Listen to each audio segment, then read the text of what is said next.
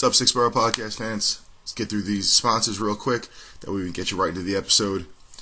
We brought to you this episode by Municipal Land Survey. You could reach them at 631-345-2658 for all your land surveying needs. We are also brought to you by AS Engineering Services. You could reach them at 631-560-0259 or online at www.asengineeringservices.com. We're also brought to you by Keto Fresh. You can follow them and get ready for their launch at Instagram at keto.fresh.ny. Guys, this week we have a retread. We have Joe Silva back. We talk a little bit about, in this episode, of course, about coffee, because he is, of course, the coffee master, latte artist extraordinaire over at Roast Coffee in Patchogue. And then we also branch out to a couple of different things. One of them being he's into motorcycles now, so him and Eric talked quite a bit about that. And then we also got into motorcycle life. I'll let you guys listen to the episode. I'm not going to summarize the whole thing, but it was a good episode. We had a lot of fun. I hope you guys enjoy it.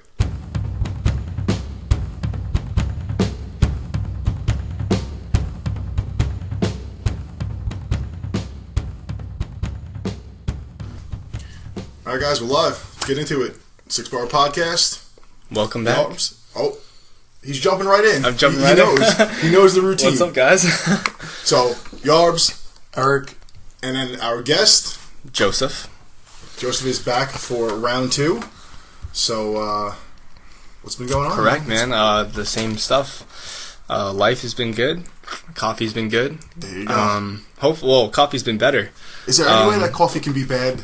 I'm sorry, you can make bad coffee. I've had some bad coffee recently upstate. Really? Yeah, I've had some bad coffee upstate. Gas station coffee or like from a place? Oh man, the first was rest stop coffee, and okay. The second and the third and maybe until the 10th or the 20th was just diner coffee.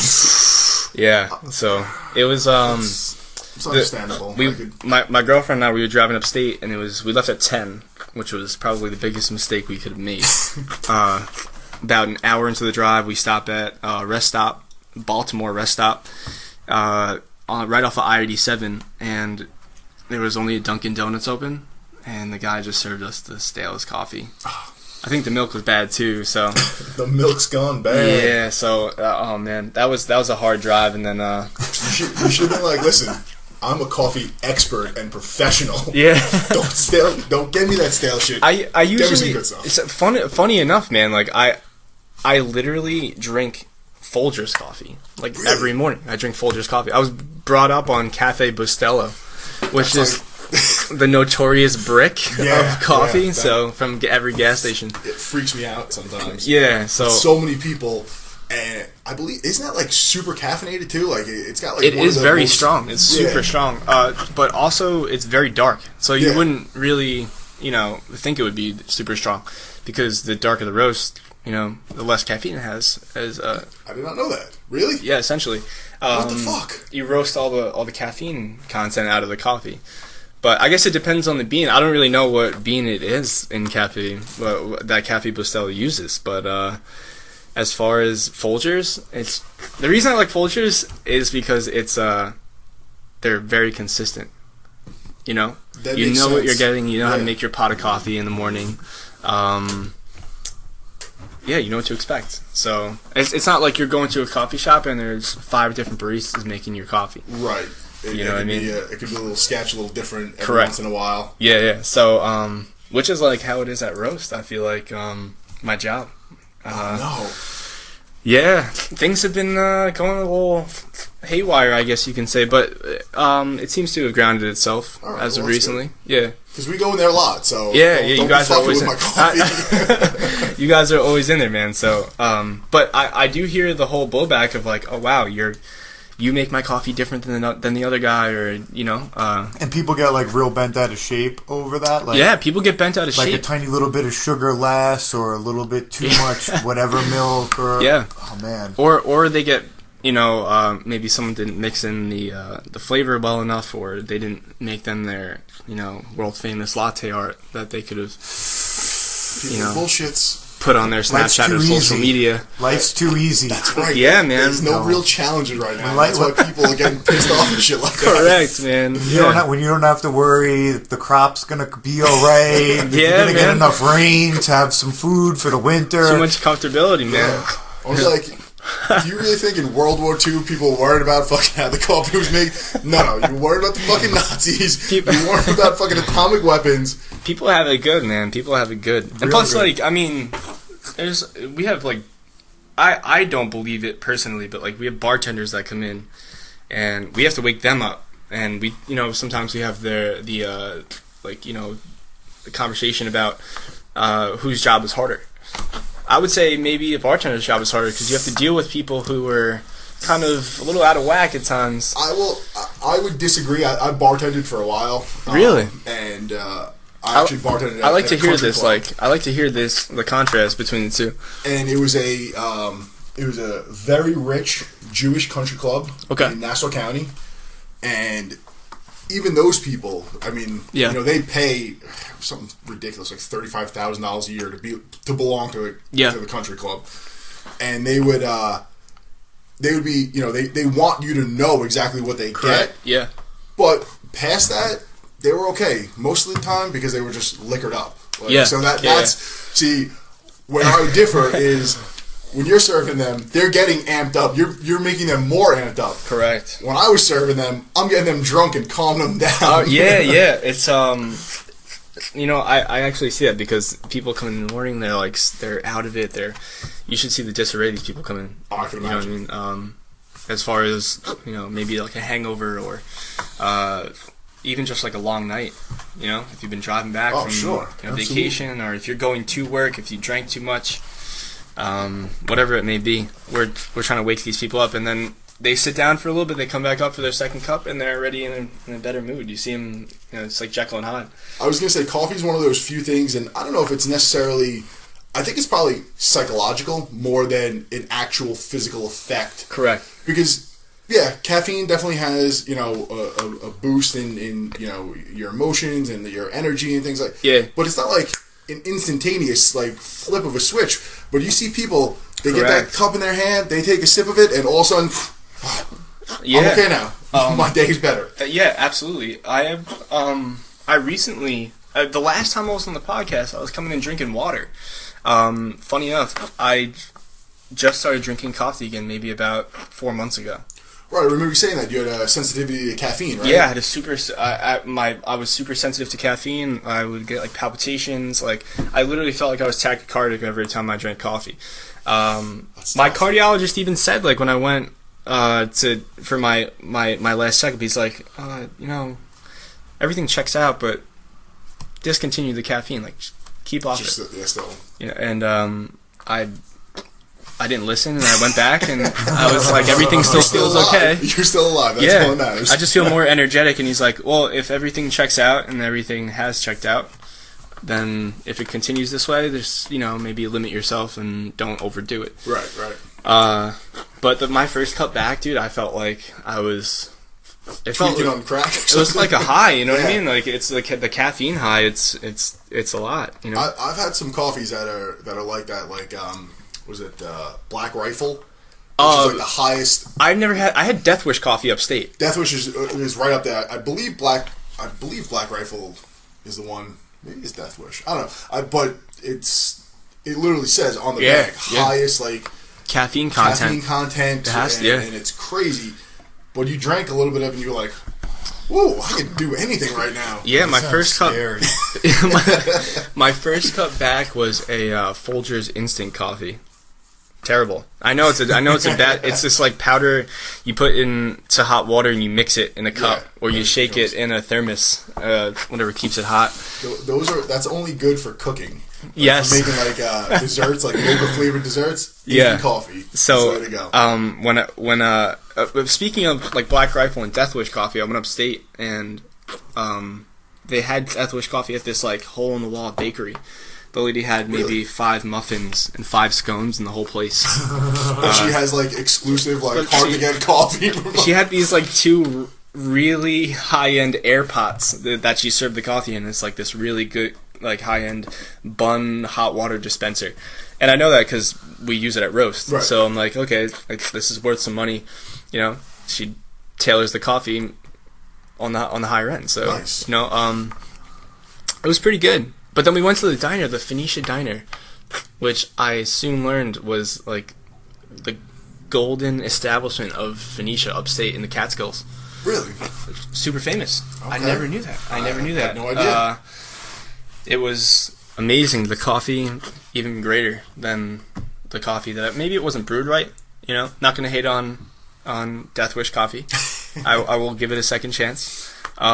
But their coffee was super good. I don't know what they use. Maybe like locally grown coffee. Yeah. Locally roasted coffee maybe.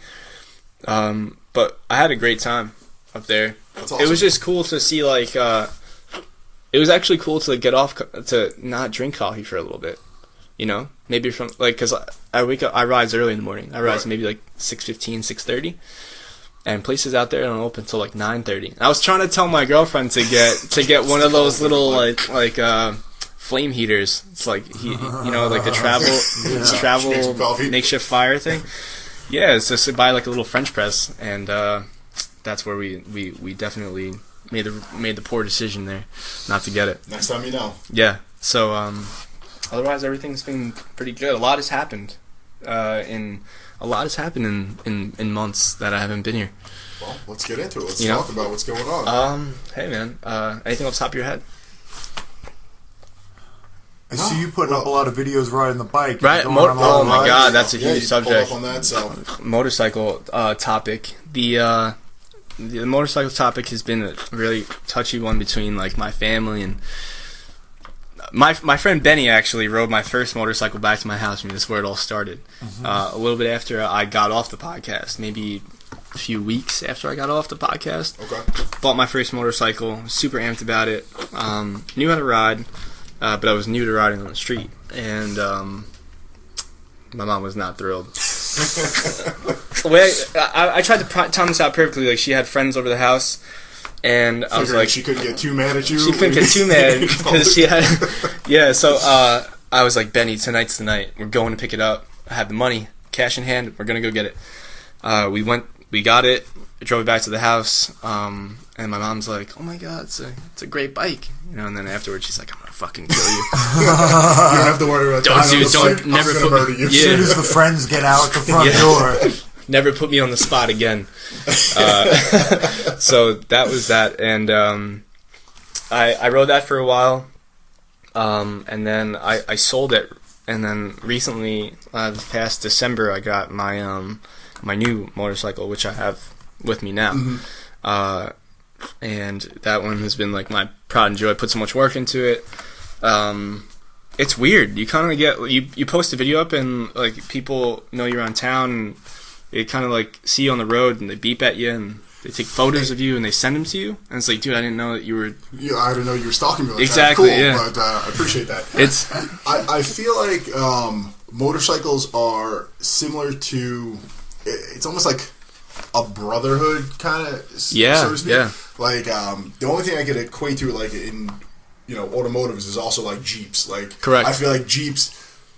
You see it all the time. Like, I had a Wrangler for a long time. People just like, hey, like, just like, hey, what's going on? I've heard a lot about like the Jeep family on Long Island or in New York. It's huge. There's I know of at least 2 like Jeep clubs. Wow. And then I believe I've seen like 2 or 3 other ones too. Yeah. Like just people that love their Jeeps, and they'll go to different places and like go off roading together, and sometimes they just meet up to talk about shit Jeeps. Yeah, yeah. Like,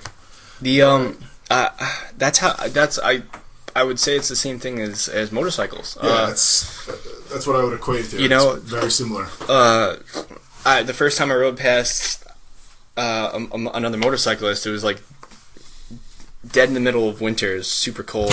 Oh, you're definitely getting a wave in the middle of winter. You know, and some guy passes me on this like big cross touring bike. He has like saddles on the back, and he just like puts his 2 fingers down and did the same thing. And I didn't really know what it meant. And I'm thinking to myself like, okay, I guess this guy. It's not a signal for help because he's driving. Yeah. And then some guy I was riding with. I was riding with him, and he's like, dude, it's a biker wave. It's like, so right, you kind of feel like you're a part of a family, you know what I mean? Like, and then like, you know, you see the guys who ride on the road, of course, and you wave to them, and they don't wave back. It's like, oh, this asshole. This fucking guy. Yeah, like, come on. And it's usually the guy who's like sitting stiff, you know, in like a worker's jacket. And I'm like, oh man, this guy, he's a commuter. It's just for transportation. Yep. Yeah. There's a lot of different motorcyclists. I guess there's like, you know, there's like the track dayers, and then there's like the squids, and then there's like the daily commuters. Those guys are like unstoppable. Yeah, no rain, shine, snow, sleet, everything they're riding in. Yeah, I've seen some people out there, and I'm like, what are you doing? Like, it's pouring right now. Why are you driving? Pull over, that's what I'm saying, man. A lot of my friends, actually, you know, my friend, we all speak about it openly. Like, my friend actually it was his first time riding a motorcycle, and we were out on Patchogue Yaphank Road. Somewhere hitting 25A. Okay. And we were up near Rocky Point. We ended up near Rocky Point one night. And I was like, oh, where do you want to go? And he's like, let's just take this and loop to Port Jeff. I was like, oh, cool. Like, we'll go hit maybe a Starbucks up there and we'll loop back down. It was only like 9:30, give or take. And pitch black road, smoother than a baby's ass. He crashes. Oh, shit. Right back at me. I don't know how it happened. It's just one of those things that you can't explain. Apparently, he was looking at the temperature gauge, and he looks up, and he was off the road. Just drifting. Yeah. So, super scary. He was okay, thank God. He was only wearing a tank top too, so it's like, you know, the kid's, you know, thank God he's built up. You know, first actual wreck I've seen, but it was super scary. We both walked away from it. And everything checked out, so it's weird though, you know. That's got to be pretty terrifying. Yeah, you know, I mean, I was in a pretty bad car accident, like years and years ago. I actually rolled my Jeep. Oh, jeez. I had a Cherokee at the time, and I was coming south on Nichols Road, like right over 25. Yeah, and there's like a little like dip down right there, like right where the bridge ends. Yeah. And it was winter, and there was like some black ice. So like I just dipped for that second. Yeah. And my tires I fucking lost it. But I overcompensated and that was like it 3 times. But walked away. Just had like a stiff neck. Like me and my roommate were in the car, and we're sitting like upside down, and I'm like, "You okay?" were buckled in and everything too. Wow. If we weren't, we definitely would have been dead. Yeah. But it was like, "You alright?" Alright, I'm alright too. And then we just fucking lost control. We started fucking crying. It was Chris Kenny, actually. We started cracking up laughing, like, could not stop, because... Honestly, though, like, in light of those events, you kind of have to. Yeah. You know what I mean? Like, what am I going to do, cry? No, I'm alive. Neither one of us were hurt. Yeah, my car's absolutely, bro. Totaled, but... You gotta be thankful for the moment, bro. It's like, I was alive, like... That's kind of one of those things where it's like that, like, huge gray area, and then you don't remember any of it until you start to look back and piece it together. Yeah. At first, I really wasn't. I wasn't sure. Like, I remembered, you know, kind of what was going on, and then like it took like, you know, in the next couple of days, like shit just kind of coming back to me, and I was like, "That's when I should have died." Yeah. Absolutely. I connecting this to like another situation, which is like crazy. It's like. You know, I try not to take anything for granted. I guess it's like, you know, I don't try and like associate that with the whole motorcycle thing, because it's like you could be reckless, right? But you know, like I kind of ride. I respect the road. I respect the laws of the road. It's like, you know, if I want to go fast, then like I'll go to the track, right, in New Jersey, which is cool. But I guess, you know, like you shouldn't take anything for granted. Right? Like, as far as, like, that incident, I'm just like, damn. Yeah. I'm still alive. I'm still here. I'm here for a purpose. Right? I'm here for a reason. Especially, like, since when I came on the podcasts, I think it was like April or May. Yeah, April or May last year. April and May, right? Yeah, it was well over a year 2016, ago. yep. About 5 months after that, my dad was diagnosed with cancer. Oh, shit. Yeah, it was crazy. Actually... I won't even look at it in a bad way. He was diagnosed with leukemia, AML, and he was going downhill, and then like we started to realize it, had breathing problems, and he went to the hospital. They took bloods, they couldn't find anything, so he was like really plummeting hard. And then they called up Stony Brook, and he did like another set of bloods, and they caught it, and they sent him in for treatment. But like honestly, it was like the best time still is like the best time of my life. You know what I mean? It had to be like the best time of my life. Like brought my whole family together. You know? Yeah, like, in tragedy, a lot of times it you know, it's like a life check. Yeah, exactly. You know? That's really you stop and think what's actually important. Yeah. And you realize, like, you know what? Hey, this petty bullshit that we were arguing about, yeah, it's not worth it. Like especially too, like my mom and dad, they divorced. So and that was like years ago, but like they still stay friends. And in light of that, it was just like, damn, I can't believe this happened. Like, let's drop everything that's ever happened between us, or the family BS, and just carry on with like, I hope you're better, and I hope you're getting better. Right. You know, but it was pretty dope though. Like, we got to go up to the hospital and like watch like Super Bowl and stuff like that, and like have friends up there and stuff. But he's good now. Like, that's awesome. Is he doing well? Full remission. Oh, that's awesome. Retaining the stem cells. His sister was actually the match. So my aunt, she was the match for the bone marrow. Because they do bone marrow transplant, right? Yeah, they do the bone marrow transplant, and she was the match. So she was the donor, and she also gave stem cells. And he's like taking now. The only thing he's doing is going to therapy twice a week. Okay. And taking I don't know what the medication is called, but he's taking medication to retain the stem cells, so his body doesn't reject them. Okay. Interesting. But he's doing good, man. It was like the stem cells and the things that they are doing. We are so behind on. Oh my God. We are so behind. I feel like. Oh yeah. Well, you know what it is? For the longest time, like the United States didn't want to admit, for whatever reason. Like, I think it was probably some of the religious implications of like embryonic stem cells and stuff. So that they didn't want to say like, oh, you're taking this, what could have been a baby and you're turning it into this. Like people just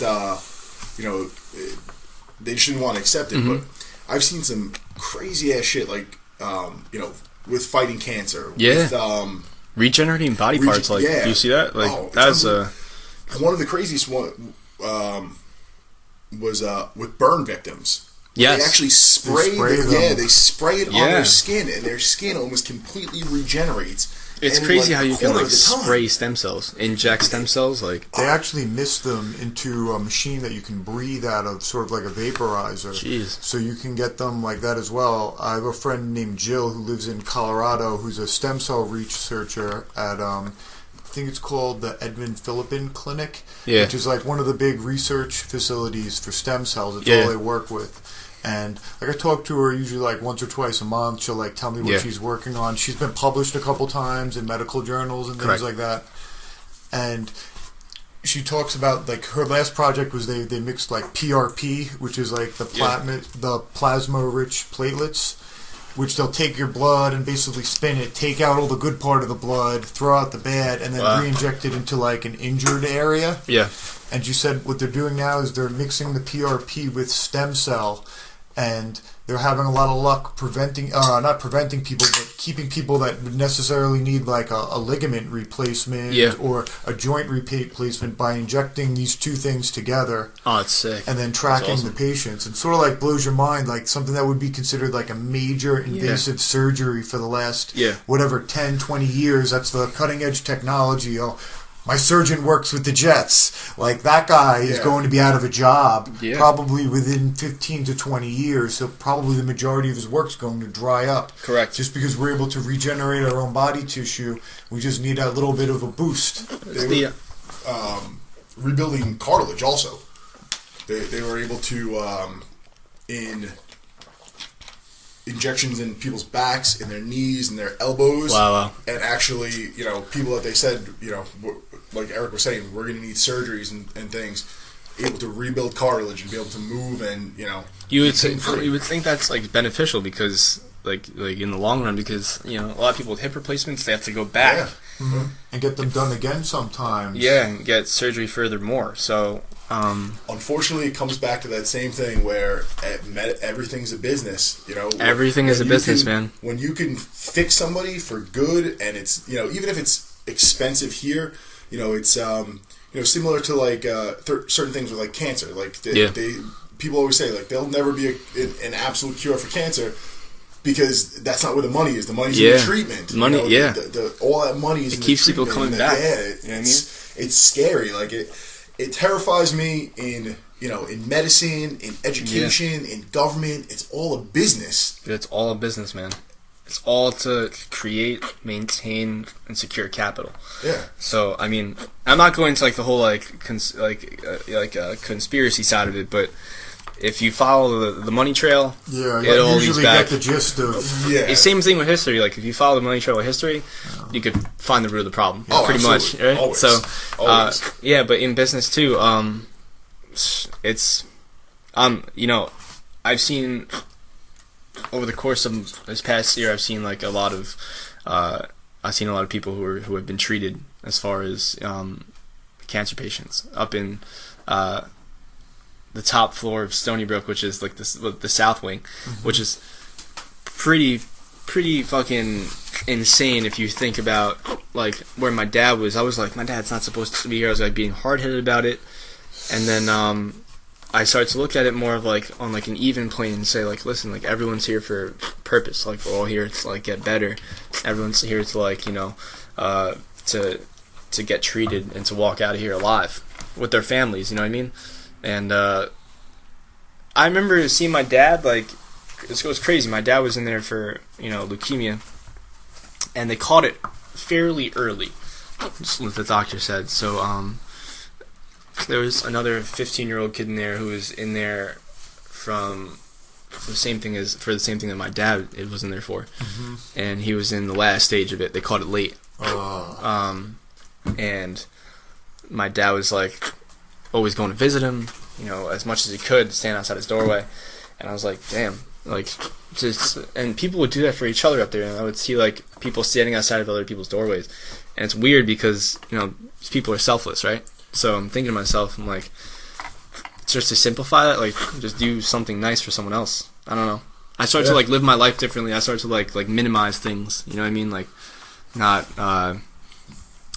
try not to be like so boastful or so like flashy. Like I by no means am I flashy, but like try to like take things down a notch. Made me think differently of what's actually important. Absolutely, bro. And like honestly, at the end of the day, bro, health is the most important thing. It is. True. Honestly, it's number one. Without that, you have nothing. That's like if you're healthy, you're rich. Yep. You know what I mean? In my eyes, if you're healthy, you're rich. You know what I mean? All the money in the world, you could still die the next day. Exactly. That's it. Yeah, and you can't take that money with you. Yeah, no, bro, no, exactly. You could have all that money, and if you fucking don't take care of yourself, and 100%. Yeah, and especially if you have all that money and you're a shitty person, and you're not good to the people around you. Now the one thing that does live on is your legacy. Yeah. So if you're a piece of shit person, 100%, bro. Now everyone's gonna remember you forever as being a piece of shit person. You may have been on this earth for 40 years, but now for the rest of the time, you're an asshole. Same thing with coffee, bro. Like people who are like less fortunate when they come in and they get coffee, like this like goes back to like my parents have always said this shit to me. Like they were always like like help the less fortunate. And my mom, she always has instilled that in me. My father has as well. And it's like weird because people come in there like, oh, let me have like $1 for coffee. I'm like, don't fucking worry about it. I got the rest. It's okay, and I don't know. That just makes my day, kind of. In life, it's the it's the little things that really bring happiness. Like I've sort of found, just from the standpoint, every once in a while I'll order my life, and let's like you look at the credit card bills, and you're like, what don't I need? Exactly. Yeah. Like, what doesn't really make me happy, or what made me happy for the first like month subscription or the first year, and now I'm like, Yeah. And you start to get rid of things and sort of like pry them back, and I feel like that sort of like minimalist mentality can go for like every area of life. Like you're Absolutely. on a diet, you're eating real clean, then maybe you appreciate that like cheat meal or that like slice of pizza. Whereas if you're having pizza every day, you're eating like donuts every day, you don't really. You get to a point sometimes where you can't appreciate something. It's not even anymore. enjoyable. You're just doing it because it's there. You're saturated. It's saturated. Yeah, absolutely. It's minimizing that whole aspect of just living in general. And I actually watched this documentary on being like a minimalist. Mm-hmm. The one on Netflix? And yes, the one on Netflix. Okay. And I watched that as well. The whole that whole documentary has like changed my life. You know what I mean? See, in a way. I agree with a lot of the philosophies and a lot of the things that they were saying. Yeah. But to an extent, they kind of got a little preachy on some of it. Yes. And it's like you run a website and are making money on teaching people how to be a minimalist. Yeah. But you're saying, oh, money doesn't matter. All right, then why are you not just giving this information away? That's the thing with every documentary is that they tell you the problem, but they never give you the solution. Right? Which is what CNN is here for, right? But the whole thing is like, fake news is the whole big thing now. God. Yeah, it's real popular. But in light of recent events, I guess sides are being taken up on political standpoints. I hate talking about politics, man. Oh man, it's horrible. Yeah, it's terrible. It's back to the fake news though. Fake news. Oh man, fake news really bothers me, and it's bothered me for about 4 or 5 years. And the way that fake news first appeared, before it was even like a coined term. Yeah. My mom signed up for Facebook probably about 5 or 6 years ago. Yeah. And when old people, meaning like over the age of 60, that have never had social media, they go on the internet and they think that everything that they read is real. God. Everything. I know. Like, can you believe they're doing this, Eric? Like, you'll get a... Nobody's doing that, Mom. The person that wrote that article to make Christians like you angry so that they would share it on Facebook and millions upon millions of people would click on it, generating them 1/10 of a cent per click. It's a marketing tactic, right?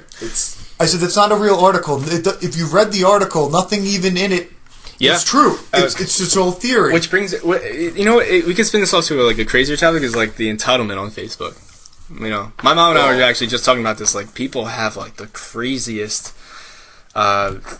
sense of entitlement on Facebook, I guess. But everybody is entitled to their opinion, right? So you can have your own opinion. It's when you, one, try to push your opinion on people, and two, like when you become almost like belligerent and just evil because of your opinion. Like, that's not acceptable. Like, you can believe whatever you want. Like, listen, I'm a firm believer of you can think or say or do whatever you want, as long as you are not hurting someone else. Yeah. Like, whatever. You want to be a white supremacist? Go ahead. That's fine. Just don't hurt other people. Correct. It's fine. You may think that white people are the best, but keep that shit to yourself. Like, you don't have to come out and downplay other people.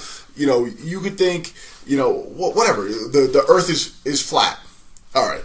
You're a moron. I know you're a moron. Like, it's not true, but hey. Just let us round earthers get our coffee in the morning. Right. Don't stand in front of the coffee shop and prevent me from getting in to draw some attention to your flat earth cause. I hear, I try and like steer politics away from like the whole business aspect of things, like as far as like people come in and then they try and talk politics and it's like 7:30 in the morning. I'm like, I don't want to do that.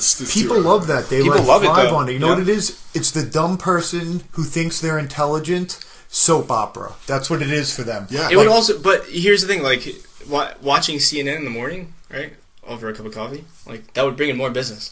I tried to tell the owner that, but it wouldn't work. It would probably end in fist fights. A TV in the coffee shop would be a better. I think so. I don't know. I mean, the vibe and the atmosphere that you guys have there might be. I don't know if CNN would be the correct avenue, but I could definitely see like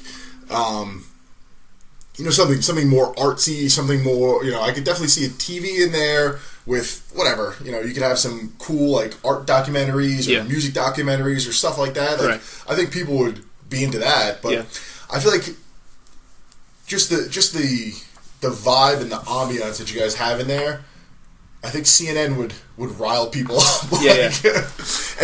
And especially because like CNN has become like pop tabloid news. Yeah, like it's really gone downhill in the last 2 years. I want to say there was something it was on. Well, I was at the gym, so I'm running and I'm kind of paying attention, and it was like right after a terrorist attack. It was before the election. And there was something else huge going on, like something scientific, climate change, something big else going on. Yeah. And the biggest story on there was something to do with Kanye West and Kim Kardashian. Oh my god! And I'm like, are you fucking serious? Like, this is CNN. This is an E-entertainment.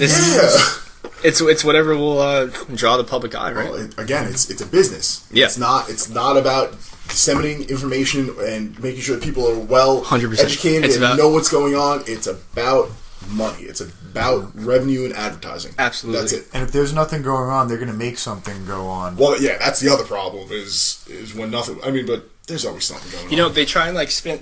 If you watch like Fox News and CNN, it'll blow your mind. It'll blow your mind if you watch the same hour. CNN is always delayed. Yeah. Election wise, right?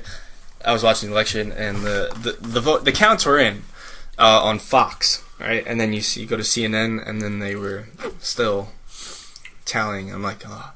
Well, I see. Part of that is because they didn't Fox. Well, yeah, they almost didn't want to admit because Fox is a very Republican. Yes. Super conservative. Yes. And then CNN isn't as bad as like MSNBC. Yeah. But they are definitely more Democratic. Yeah. Like, they are. So they're more leaning that way, but they're not quite as bad. Like Fox News is like blatantly. Yeah, they don't pull any. Any bones about it. They're like, yeah, this is who we are. Yeah.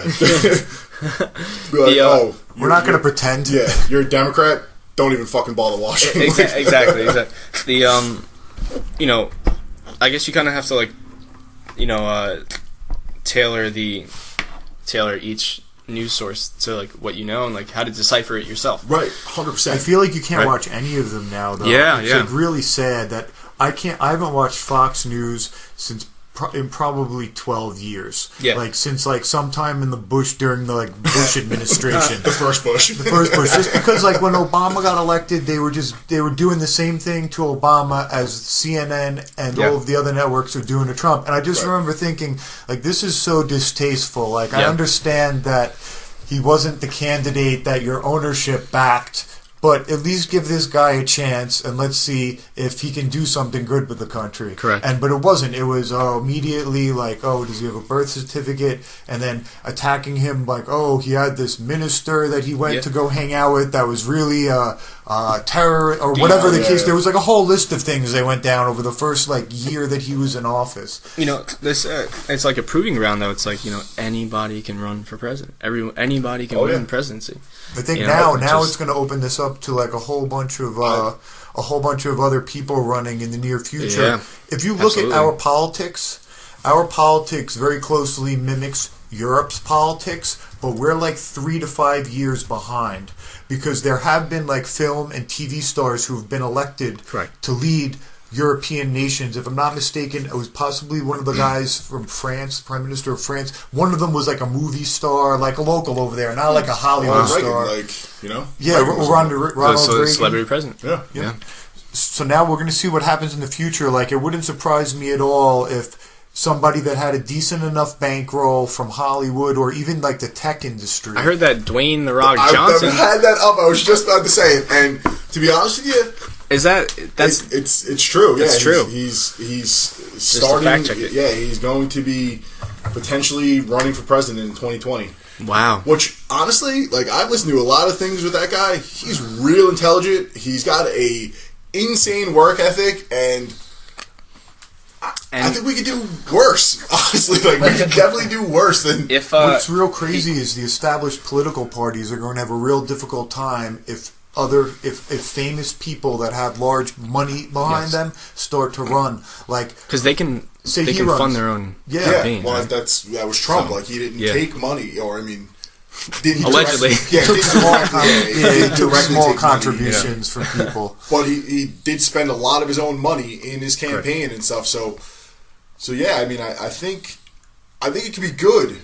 Honestly, like I really do think taking that money and taking, so to speak, the business of politics out of it, and maybe having some people, rock the boat, shake things up, and maybe be a little honest. Correct. I feel like, with the more established political parties, like, everybody comes in with an agenda. Correct. Oh, 100%. So, and each of them owing each one of so them many favors to people that have helped them along the way. 100%.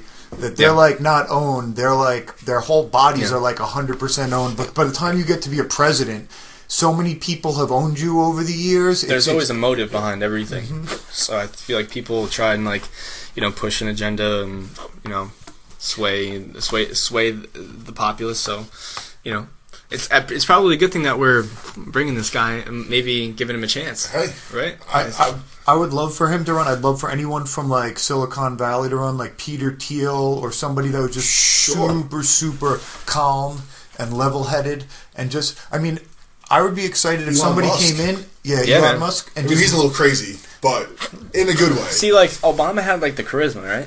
He did. He was a very charismatic guy, for sure. He had swag. You could do it. Mm-hmm. He just didn't have the Congress. Right, He didn't have the backing of, the rest of the majority of the Congress. Right. He didn't have the favors cashieed up to where he could really, incite change. And was that? He was real new. I mean, he didn't even serve an entire term as a senator before he got elected.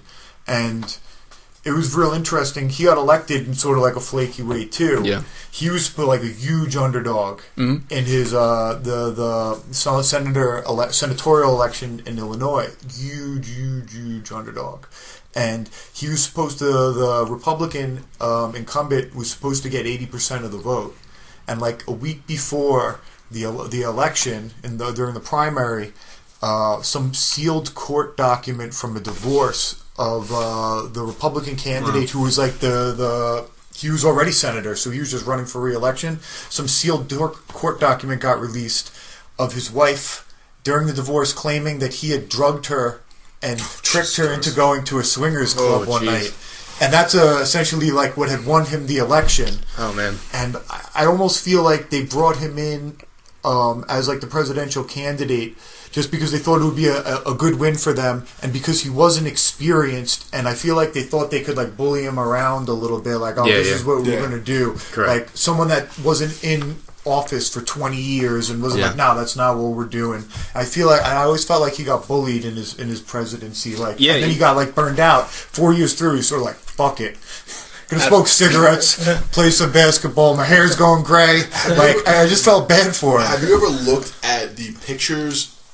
They've done the age years, man. They're side by side of him, like when he was inaugurated, and then when he left. They age like years beyond their actual age. 20 years. Yeah. In that 8 years. Absolutely. It was fucking insane. I'm like, Jesus Christ. That's like the amount of stress that you're under. Yeah, it's gotta be horrible. And the work it takes a toll on you, man. It takes a toll on you, right? It's kind of like when a teacher, say if like you have a high school teacher, right, and they retire, and you see them come back as a substitute, like they don't look the same. Yeah. You know what I mean? Like they age like 10, 15 years. Because their body is going through like that regiment change. Bill Clinton looks like a goddamn corpse. Yeah. Oh my god, man. He was like he's not fairly good looking. Yeah. Like when he was president, like, and that wasn't that long ago. I mean, he's not that old. Slinging dick. How old is Bill Clinton? Can we Google it? Yeah, of course. Like Bill Clinton, I saw a picture of him the other day, and it was like a meme. But like you looked at his face, his skin was like partially pink, partially translucent. He just looked like a mummy. He looked like a mummy. He's only 70. 70. He's 70. Yeah. So, how old is Morgan Freeman? I know this is going way off topic, but how Yo, black don't crack though. Black don't crack. I just saw something about Morgan Freeman. I want to see if it's true. He's 80. He's 80 years old. He's 80, my God. and he looks better. He looks way Better than Bill Clinton. For sure. Look at that.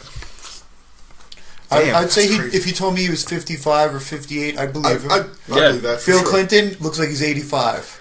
He looks like he's one of those like seniors that like it's like, oh yeah, Graham's not doing the good, she's on her way out. Like that's how Bill Clinton looks. His hair's all like falling out and like wiry looking. The Hillary too, man. Yeah. Not a good look. No, I feel like not ideal. I feel like people were worried about her, like just because she was collapsing. I mean, I can't imagine being 70 years old and having to campaign 7 days a week for like a year. Yeah, it's got to be crazy. I mean, I don't know if I'd want to do that now as like a 34-year-old. Yeah, and plus, like if you look at Melania, right? That's her name. Yeah. And, people like women would probably be like, oh, I would aspire to be her. She's pretty. She's gorgeous. She's like she was a model at one point. Right, so but like if you were, say if like Bill Clinton was in his presidential term, you wouldn't be looking up to Hillary as the first lady and be like, oh wow, I aspire to be that. You know, nice pantsuit, nice pantsuit, conservative pantsuit. You know, otherwise, wow, what are we bringing it back to? We started somewhere and just veered and then veered and veered. I don't even remember what the initial conversation was, but that's usually how it works out here. Life, man, life. Yeah. Patchogue, the up and coming Patchogue. Patchogue's awesome. Patchogue's awesome now. Best town in Suffolk County. I would have to say it's a destination now. People come from all over just to come to Patchogue. Mm-hmm. Bachelor parties, bachelorette parties, like I mean, I grew up here. When I was 16, 17, you didn't go to Main Street. When I first started at Roast, I started to realize, like, wow, this place is like a ghost town. Yeah. I would open at 6:30, 7 in the morning. That place would be like that until 2 in the afternoon. Mm-hmm. It was literally, slow. Like, back then, it was literally Goodfellas. Oh, Goodfellas. I don't even remember. Goodfellas. So Goodfellas was like they were out of business by like 2002. That was where you went if you were like 15 and you wanted to go to drink. Right. Like, I mean, was it a dive bar or it was like a nightclub? It was a dive nightclub. Like that's what it was. Like it was. See, that's like unheard of. It was something that could probably never even exist now. I don't think so. I don't think so. With like camera phones and laws. No, I mean, this was like the height of like the thong song. Yeah. They used to play that like 2 or 3 times a night. Oh, jeez, man. Just girls lined up across the bar. All like 16 to like See, I'm only 23, bro. So this is like new for me to hear, especially about Patchogue, man. Wild West, I worked there, so DJ used to bring. This is before even CDs. The DJ used to bring records there. Right, yeah. It was Johnny Mnemonic. Yeah, it was still vinyl. Tell me this dude used to scratch vinyls. Yeah. Wow, man. Oh, yeah. Yo, pre 2000, I want to say 2004, all it was vinyl. It was maybe 2003. Very, very little bit of CD, but it was still mostly vinyl. Wow, dude. I mean, I remember my roommate was a DJ and lugging just fucking milk crates of records. If you came to work, you'd bring a hand truck and you'd have like a bunch of cardboard boxes like that, all filled, or your like crates, what's it called? Those like milk crates. You'd have your milk crates all locked up. You'd bring like your 4 to 6 milk crates in with you, and you'd be like, "Yeah, this is what I'm spinning tonight. I'm about to drop it." Oh my god, no, that's crazy. Man. And if you were at a place with like 3 or 4 DJs, there would be 3 or 4 DJs with like hand trucks. Oh my with god, 4 to 6 crates each. And with vinyl. Wow, it was crazy. So like music then. So a lot of underground music or exclusive music were white labels. Yeah. So you couldn't see really who it was, and they'd only make 100 of the real presses. hard to get, very hard to get. So you had to know someone. So all the time it was so funny. DJs used to call them shoulder slugs. Okay. Because they'd be like, "Yo, what are you playing over there?" Yeah. What are you playing? Yo, dude, I'm trying to mix you. I just got this in from Europe. Yeah. Don't even look at it. Don't even look. It's so funny that we're talking about vinyls, bro, because I literally 3 days ago I went with my girlfriend and I got my first record player. Nice. From the record stop in Patchogue. The place right, that opens right record in stop Patchogue. in Patchogue. So like I'm building my life credibility now, man. Nice. Building my credibility. Nice There's throwback. there's something about vinyl. Like there's just something about the sound of it, like the feedback you get from it. Right. It's just my girlfriend was like, "Yo, you're gonna get addicted now." I'm like, "Yo, I'm not gonna get addicted." I woke up the next. I was listening to an ODB, 36 Chambers. Okay. And I was like, "Yo, now I need a fucking Wu-Tang Greatest Hit album." Jeez. And she's like, "I told you." I was like, "Oh man." Your buddy Chris Kenny is actually DJing and doing a vinyl set coming up. Oh, really? With DJ Theo, and I think it's like a boat party where they're gonna have like a dinner or like hors d'oeuvres or something like that, and they're supposed to play like I think it's down tempo vinyl. So I'm like, I might go. I'm not sure yet. See, that's interesting because Brick House even has vinyl night. Really? Right? Yeah, they do. I think you bring your own vinyl, you can have it played. Oh, that's not That's bad. fucking awesome. I don't know like the exact rule set. Or like the exact like what they have going on over there, but I do know that they have a vinyl night.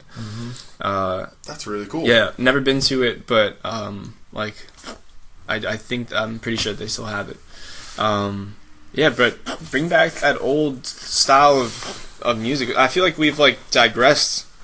We have. It's become easy, in and I think sense. because it's become easy, it's gotten cheapened. I guess Now it's just like check my SoundCloud out. Yeah. Right. And man, It's I remember terrible. when things first started to transition from vinyl. Yeah. And even transition from like CDs, and you'd hear DJs talk about like my life's work, and their collection of vinyl was their life's work. it was, and they would say like a big thing. Like kids these days, they don't understand how easy it is compared to how it was even 5-10 years before. right. Because think about how many records you would need to be a DJ. You'd probably need several thousand. oh yeah. Yeah. If you're going to be like a party DJ, Right. and then you have your own stuff, or you're Yeah. going to do weddings, whatever it is. You need a even selection. Even if you're a house music DJ, you only play house music. Even if you're a hip hop DJ, you only play hip hop. You need every major hip hop album Yeah. that there ever was. Well, just think about it. So, like, if you break it down to, an average song is what? 3 minutes? Correct. Something like that. Most of the time, you're only playing about 2 minutes, when you're mixing songs together. Correct. Yeah. And if you have a 3-hour set, it's 180 minutes. Yeah. That's 180. That's basically probably 100 different records that you're going to need. A minimum. At a minimum. A minimum. Easily.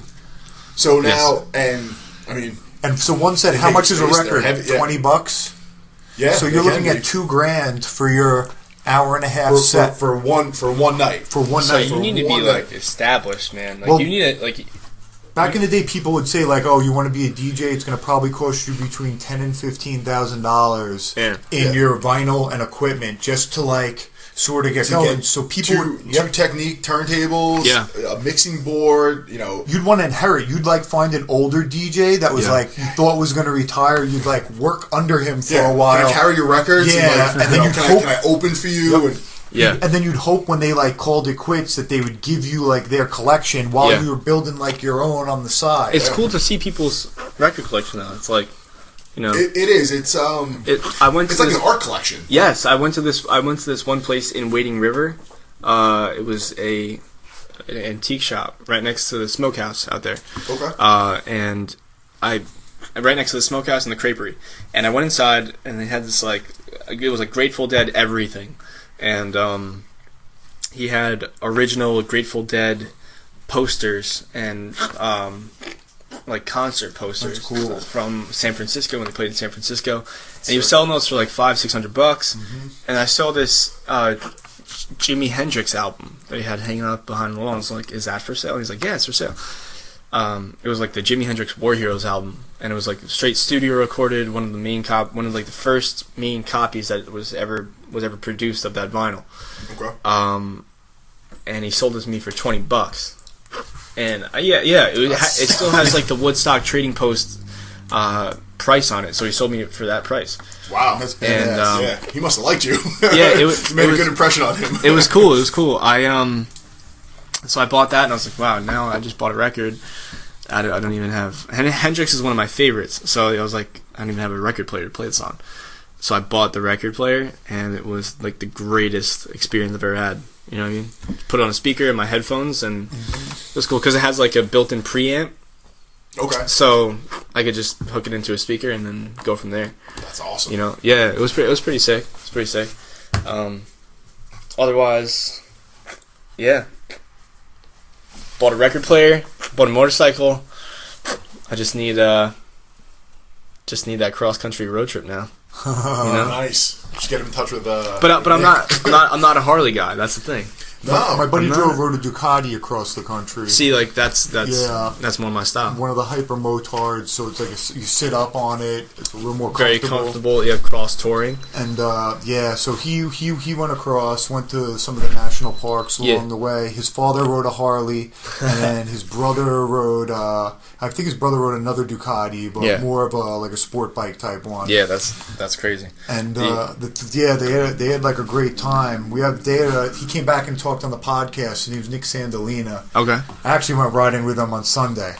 Really? Yeah. Oh man, that's awesome. We went out to Shelter Island. Have you been out there yet? Shelter Island. I've been out to Montauk a couple times. You got to go to Shelter Island. Really? It's awesome. It's a little bit closer. It's about an hour closer. Okay. And you take the ferry over, but the ferry's only like maybe 7 minutes long. Inexpensive? Yeah, it was like $9, I think. So damn. Round trip. I think that was round trip too. That's good. That's really good. There's some real cool bars. There's a place called Sunset Beach where you pull up on your bike. All it is like people in bathing suits, people on boats, people on paddle boards. That's Everyone's awesome. eating food. They got a DJ in the back with some like real laid back vibe type music going. Food is good. And you just ride around for the day. You find all these little hidden beaches down like dirt roads, and it's like the perfect place to go for like a ride with your girl on the back for the day. That's what I'm saying. I would go out. I would honestly do a cross country road trip on my sport bike. I would do that. And there's plenty of places to stay like along the way. And now with like the internet, it's so easy. Yeah. I drove from California from Rosarito to here. Pre-GPS, like even GPS in the car, pre-everything. And we had like a Rand McNally like road atlas, and we were like open it up. We had like the magic marker line on like the roads and like the red marker that's line. That's the way road trips are supposed to be, though. And we got lost where we were on the road. We're like waiting for the exit to come up, and like next thing you know, the exit never came up. Like 2 hours later, we're like way off course, like heading down south. It was like pretty wild time. But like now with like the cell phone technology, I've thought about it again. Like if you were going to take a bike, you could just be like, oh, where's the closest motel? And no matter where you are, you'll be able to find some place to like stay for the night. Put it in Google Maps. Yeah, put it in Google Maps. And I feel like more people should be doing it. They should. Yeah. People should be out there experiencing these type of things. You should be out, once I got a motorcycle, like it's unlocked. Like it was probably the greatest decision I've ever made in my life. Easily, it's unlocked a certain side of myself that I never thought I had to me. Like I always knew I was an adrenaline junkie, but never to that magnitude. I'm super calm. I'm super I'm easygoing. I can have a conversation with anyone. But people are like, "Oh, you're too calm to ride a motorcycle." And I was like, "Oh, dude, I'll see you in the street." Yeah. And I think that calmness though, and like the adrenaline junkie thing, a lot of that goes hand in hand. Absolutely, dude. I want to say like all the people I know that do the craziest things, not like the craziest. Oh, I know this guy, he's crazy, but like the people I know that do the craziest things are all very calm, absolutely, very pragmatic and well thought out people. Yeah. Yes. Like, I know a lot of people that fight for a living, and I fight myself, but most of us are all pretty calm. Absolutely. Like, the last person that you would think, like, all the time people are like, oh, how do you fight? You seem like such a nice guy.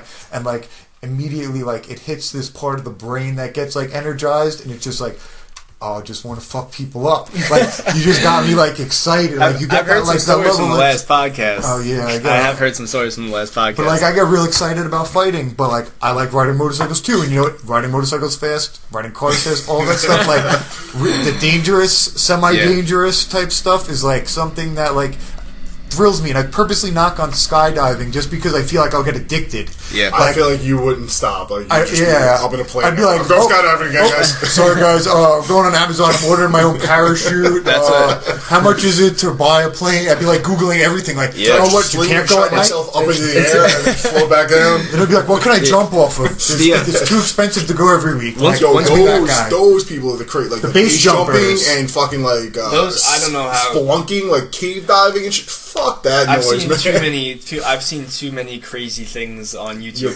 Yeah. Shoot, the only thing crazier than that is those like fucking squirrel suit guys. Squirrel suit guys. Those guys are fucking nuts because it's not even a parachute. You're talking about from your wrist to like your hip. Yeah, that's everything that's protecting you. And those GoPro videos are amazing though. It blows your mind. I feel like if you're gonna do it for a photo, like or for a video, I probably wouldn't risk it for a video. But those guys are good, man. They know what they're doing, right? Insane. Great. But base jumping, man. Not even base. Bungee jumping. Bungee jumping. Oh, jeez. Because that only takes like. If you get being off by this much and you're bungee and then you're hitting the ground. Like I can guarantee you, if you've ever been in a YouTube vortex. Oh, I've been down those rabbit holes before. Yes, you have seen like bungee jumping fails. Yep. I've seen some snap too. Like, yeah. It's like, oh my god, down and then all of a sudden, the fucking cord is just back up and they're like, oh shit. They look at the cord and they look down on the ground and the guys, poor girls, but. No bueno. No bueno, man. So I take it easy when I'm riding on the street. You almost have to, though, just because you always have to be aware. Like 90% of the time, like when there's an accident, it's somebody that's not paying attention that hits the rider. Yes. And not like it's not rider error or error on rider caution. Yeah. It's that lady in the minivan checking your text. Got the kids in the back.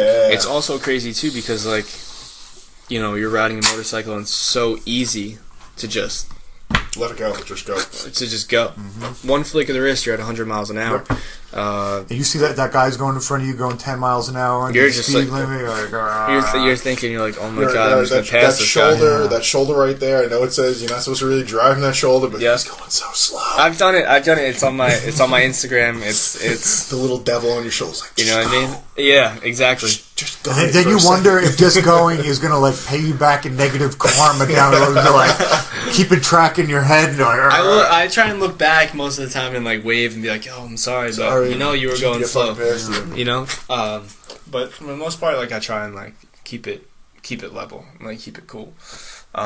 It's these guys out in the city that I see that riding that's another skill. That noise. Well, at that point, it's like you sort of like lawlessness. Like you just have to do what you have to do to not get splattered. Pretty much. You see those guys and like. Out here, if guys are riding bikes and they're doing dicky things around me, and I'm in a car, I'm like, oh, this is sort of fucking dicky. In the city, I'm just like, just stay safe, man. just don't die. Just stay safe, man. Because you're going to cause a lot more traffic if you get into an accident right now. You see these guys on like the GEW and like the Captain's Bridge, and like these guys are just like in and out, and you're just like, well, dude, you're my prayers. Because all it takes is a slight dip one way or the other, and you're off that fucking bridge. All it takes is like a mirror to hit you, and you're off balance. You're gone. You're done. But you do have to. You kind of do have to know what you sign up for, in a sense. Of course. Everybody says like, oh, you know what you sign. I'm like, I know what I signed up for, but that's why I got it. I'm alive. Like I know. I see what's going on. Like, my brother actually he dropped his motorcycle. He lives in California. Okay. I believe someone jumped out at him. A homeless person jumped out at him and kind of like fell on his side, and his bike got fucked up a little bit, but nothing like irreplaceable. But so it's kind of terrifying. A little bit. Any fall where you're not like that fucked up and you can walk away. I mean, even if your whole bike gets destroyed, I mean, you got to be happy about it. You have to be happy about it. Absolutely.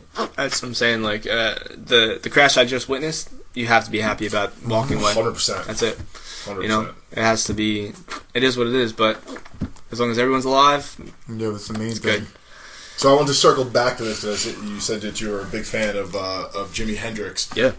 You ever listen to Gary Clark Jr.? Absolutely, bro. He's the modern day Hendrix. So good. Guy's modern day. He's so goddamn good. I'm unfamiliar with him. I highly recommend checking him out. Download some of his stuff when I get home. He's ridiculous on the guitar, and he played at the Surf Lodge in Montauk. Really? Yeah, dude. And it's a free show. It was last summer. That would have been awesome. Yeah.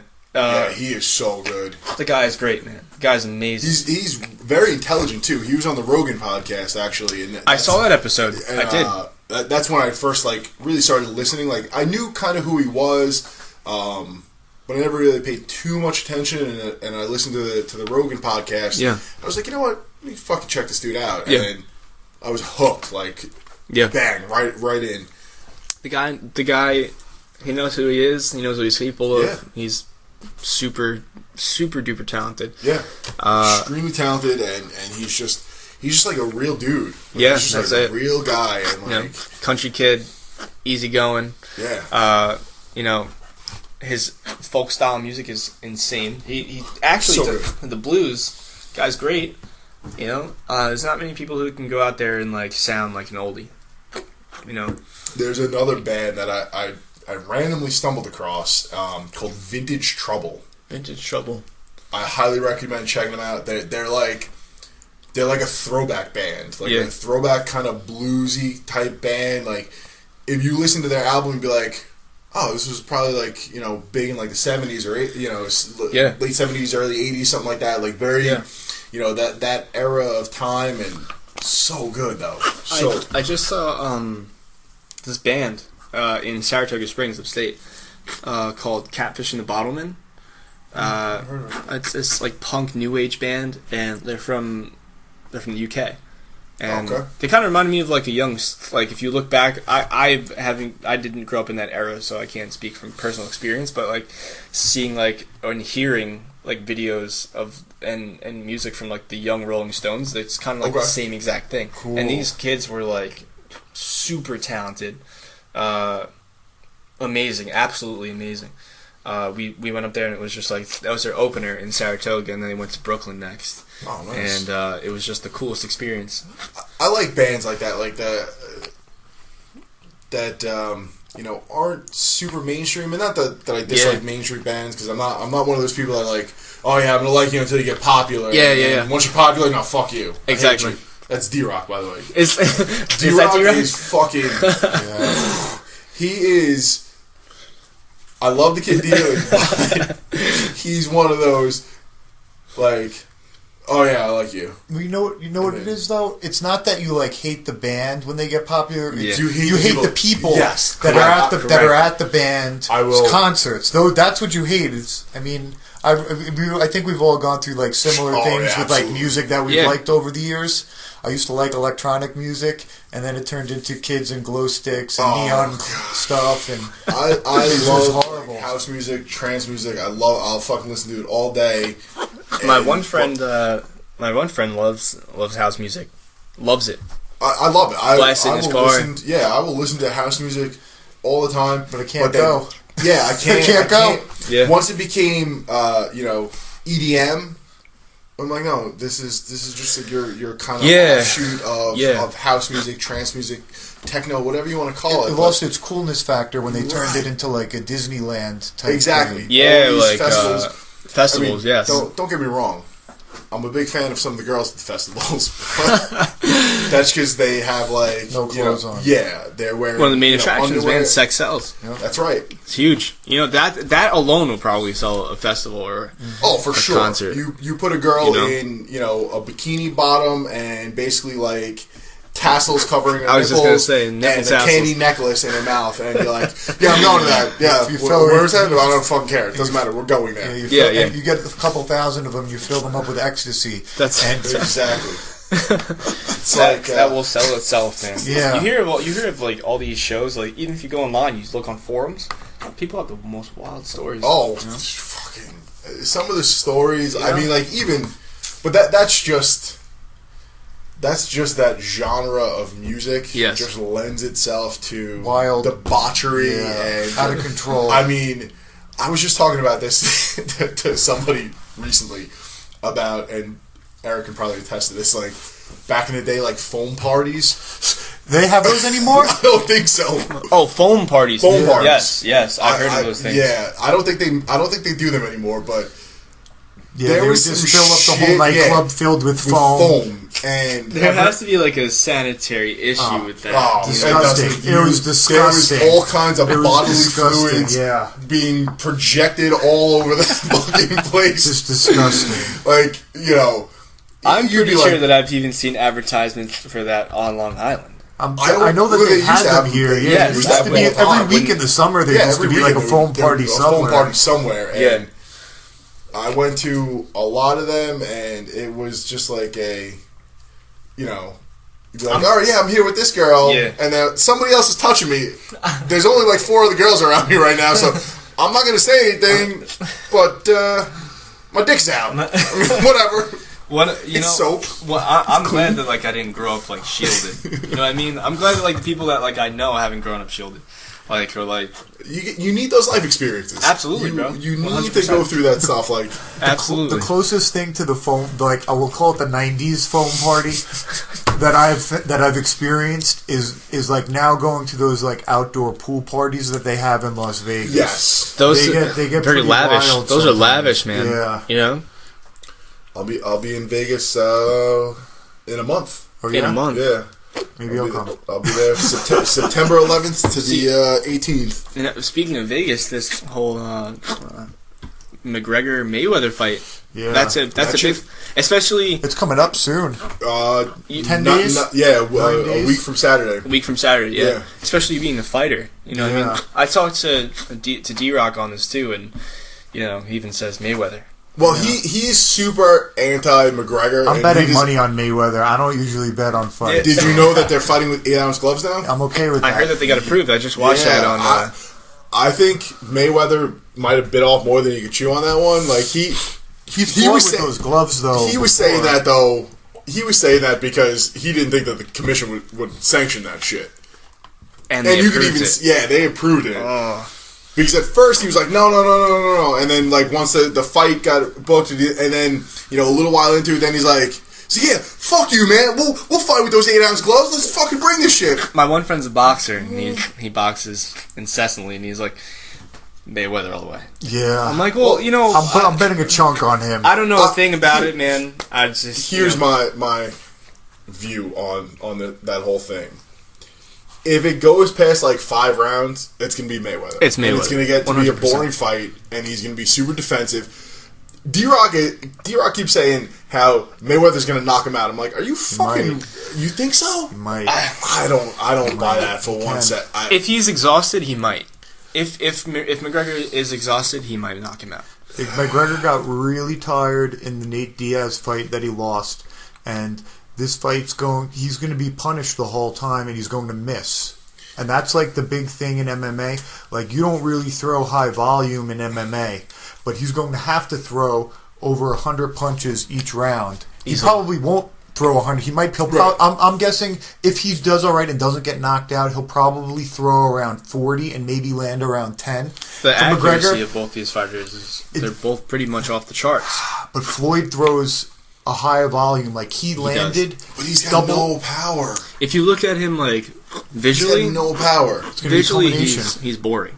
Oh yeah, he's one of the most boring. I mean, technically, he's on paper, statistically, he's. I think Lomachenko might be. Lomachenko is a fucking goddamn wizard right now, and he knocks people out. Lomachenko's crazy. He might be the Matrix. Yeah, like he might be. Have you watched him? Yes, I've seen. Holy shit!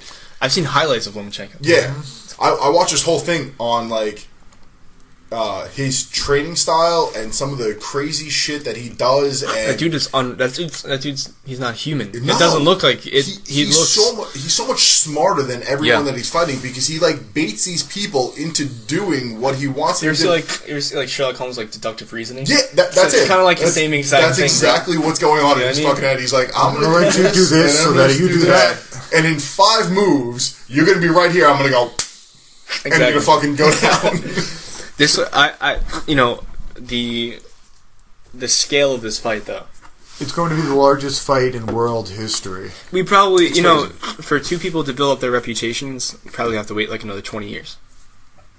Yeah, I don't really know that anybody else... I don't know that anything's going to get to that level. And Floyd's entire personality and his whole following is based upon people that hate him. 100%. Like, nobody likes him. Yeah. No. Nobody. Nobody likes to watch him Nobody box, likes him. Nobody likes the money team. Nobody likes... Yeah, nobody likes anybody. He's flashy and he's become the most nonsense. successful and famous combat athlete probably in the world because of that, like playing the heel. Yeah. I have to give him some sort of credit, though. You have to. Yeah. He's done what he's done, and he's done it well. He's literally proved everybody wrong. Right. His whole career was based on this like proving ground method of winning. But McGregor's always been right, though. McGregor has always been right. He's always been right. You know, the Mystic Mac persona, right? Yeah. So I think it'll be real interesting for like 4 rounds, and if it gets past those 4 rounds, it's going to become a very going down defensive and Mayweather's going to win. And now I didn't know if he was calling his bluff, but Floyd did say that he can go 12. He said that McGregor is young enough, he's fit enough to go 12. I mean, I don't know if that's so like different, like compared to what tactic. he's usually. I think I think they have to sell the fight. So you see, like, leaked footage of so and so knocking this guy down. And I saw that. Rumors of Zeb Judah knocking out Floyd Mayweather, and I don't even follow. I don't click on any articles. This is just shit that pops up in my fucking Facebook that I don't even want to see. And I hear $100 for the pay-per-view. Yeah, $100. Are you guys paying for it? I'm working, so I'm gonna go wherever you're working, are they showing it? No, because I'm working over at Davis, the casino. Okay. And I feel like the casino would play it, no? No, you know what it is?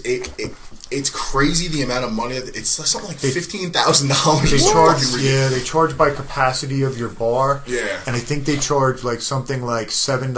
Or there's a numerical value. So that is true because I've heard that about a place in Patchogue. Yeah, if your legal capacity is say 100 people. Yeah. And you want to order a pay-per-view, they're like, all right, legal capacity is 100. We're going to charge you $700 to order the pay-per-view, or $1,500, whatever the multiplier is. So a fight like that, they're going to be charging ridiculous. Because we had looked last year. I'm trying to remember what fight it was that D-Rock and I wanted to order, and we talked to the manager, and he's like, guys, I'd love to get it for you guys, but it was something like $7,000 or something like that. God, I'm like, no, cool. We'll bring the laptop over. We'll just order it on Fight Pass, and we'll stream it right after the bar closes. Exactly. And that's what we did. So that's awesome, man. Yeah, it was easier that way. Even if you have like a projector, easier that way. Mm-hmm.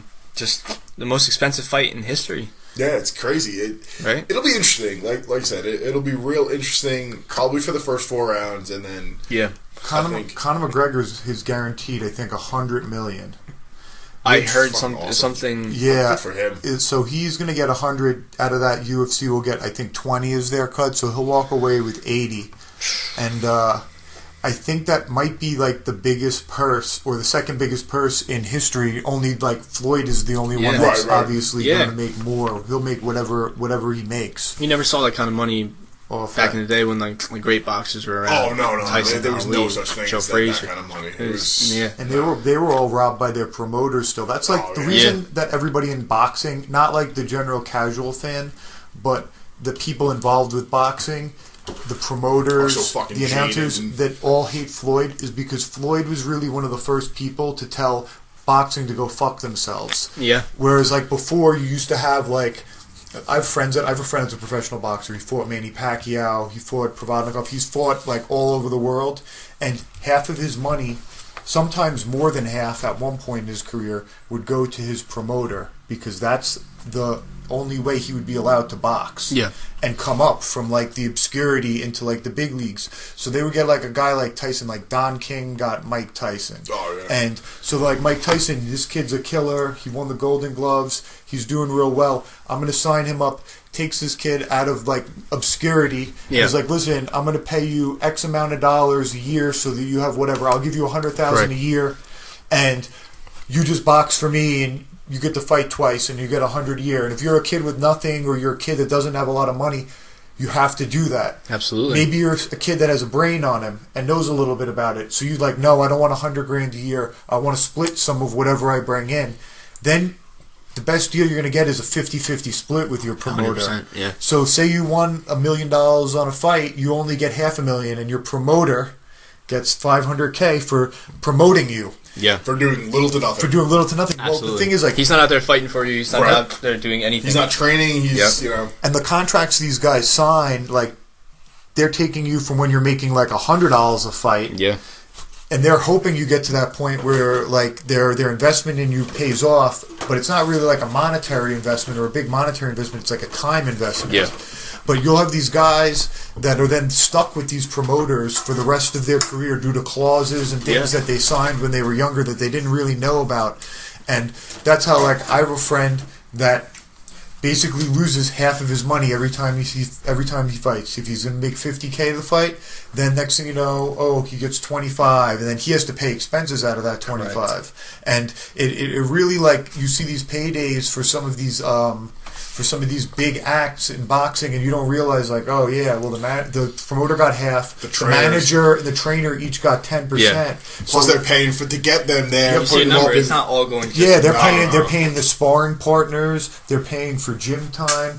They have to pay for an asinine diet, probably $300 a week for their diet. And then at the end of the day, I've heard guys that fight in the UFC tell me, like, if I fight and I lose one of my first fights and I don't make $20K, I end up losing money than it is if I had a regular job. Jeez. So they end up actually coming out like negative. Wow. At the end of the day.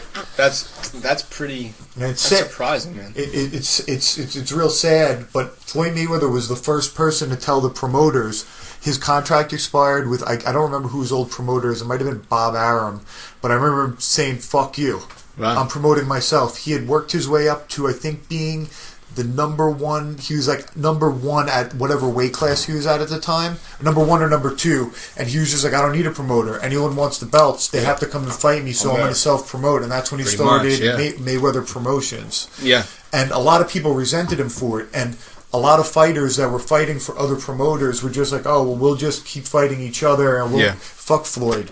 But eventually there were a whole bunch of injuries, and somebody had to fight Floyd just because they needed the money, and they have mandatory, like, defense statutes. Like, if you have a belt, you have to. They pick, like, if they have a belt and no one wants to fight you, or you don't want to fight anyone, say you're being a hard time, they'll be like, "No, there's a mandatory defense clause. You have to fight the number one contender," and they'll pick the number one contender, and that's what happened. I hear that, like, fighters rely on each other for a paycheck. Yep. They do. So, like, you kind of, like, push into a corner where you have to say, "Okay, I have to fight." Yeah, I have to fight. Sooner or later, it's gonna have to come down to that, and for business sake. Yep. Right? And they had to put those clauses in there because, I mean, you see this happen with the UFC now a little bit, which is a little bit flaky. Like, guys will win a belt, and they know that if they win a belt, they're probably going to make around 10 to 15 grand a week just in, like, appearances and, like, magazine ads and promotions. So guys will get up there, they work their way up, they're not really making any good money, they get a belt, and then all of a sudden it's like, "Oh, I got this leg injury, 6 months of rehab, and another, like, 3 months before I'm able to fight again." So, like, they try, like, you'll see it, like, Mike Bisping right now is a 185-pound belt. He won that shit, nobody thought he was going to, he didn't even think he was going to win, and he's been injured for a year. He lost, and he was lucky because he lost that fight to Fight Anderson. Yeah. He definitely lost that fight. I remember watching that live. Yeah. I was like, "What the fuck?" And then you have McGregor on the other hand, who's pretty much one of the best self-promoters there is. Yeah. I mean, he stands out amongst everyone as, like, the number one, like, self-made, self-promoted, like, hype train that hasn't really crashed yet. But I'll tell you what, personality, he does the right thing though by his fans and stuff like that too. I've heard that about him. I'd heard the story, like, but something crazy. He was driving on, like, on, like, one of the freeways in California or something like that. Did you see his post? He saw that. Yeah, he saw, like, a cutout, like, this guy had a cardboard cutout that this guy had. I saw the video. He went up to his apartment. He sees it. It's, like, on the guy's, like, balcony or something like that, and he fucking sees it. He makes his driver, like, pull over. They go to the guy's house. He fucking knocks on the door and, like, hangs out with the guy for a little while. Like, and his wife, who does that? Like, that's fucking awesome. Like, it's like plot twist. McGregor steals his wife. Like. His wife's actually his baby's mom. I was like, whatever. Exactly. You know, but that's sportsmanship. Yeah, that's great, man. That's what it's supposed to be. I mean, his shit talking is part of his character, and it's part of his strategy too. It's like Ali.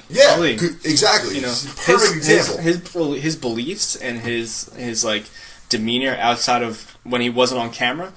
He was a very calm person. He didn't believe in completely different anything about being boastful. No, it's fine because it's all part of the sport. Like people want to talk down about McGregor or whatever. You know, like, oh, he talks too much shit. No, he's getting in the head. Like he's engaging in mental warfare besides the physical warfare that they're going to go through. Like you can beat someone before you even.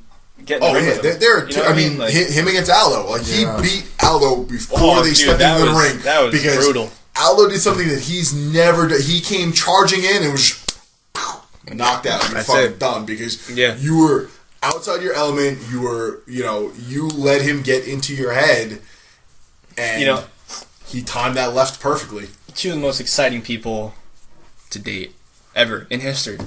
That's why I feel like we'll never see this kind of fight ever again. No. Yeah. Although it's probably not even the best boxing match that's going to happen this year. It's going to be a horrible boxing match. It's going to be horrible. But we are going to. I'm excited for it. I'm excited for it too. But Triple G against Canelo. I mean, that is going to be a fucking fight. Those two are brawlers and fucking but they're not just brawlers. They're technical brawlers. Like They come to fight. Yeah, they come to fight. They're not looking for a decision. They ain't looking to go 12 rounds. They are looking to knock each other's heads off, but they are skillful at it too. So that is going to be October. Better fight November? than McGregor Mayweather. I think it'll probably be a better fight overall. It'll probably get like 25% of the buy. Exactly. Well, it's because people don't know that. Like people don't know. I mean, Canelo's only loss is to Mayweather, right? Yeah.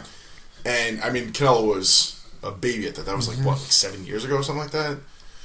And Triple G's never lost, but he fucking murks people. Jesus Christ. It's like, people will buy what they know, right? Then the bigger that's it. That's why I like Conor McGregor, just because he's, opened up the conversation of mixed martial arts with lots of people that I've never had that discussion with. Right? Yeah. Like, young people, all the way to people in their 70s. Oh, what do you think about that Conor McGregor guy? What do you think about this Mayweather fight? My grandfather, he lives in Boca Raton. It's like people go to just croak. Yep.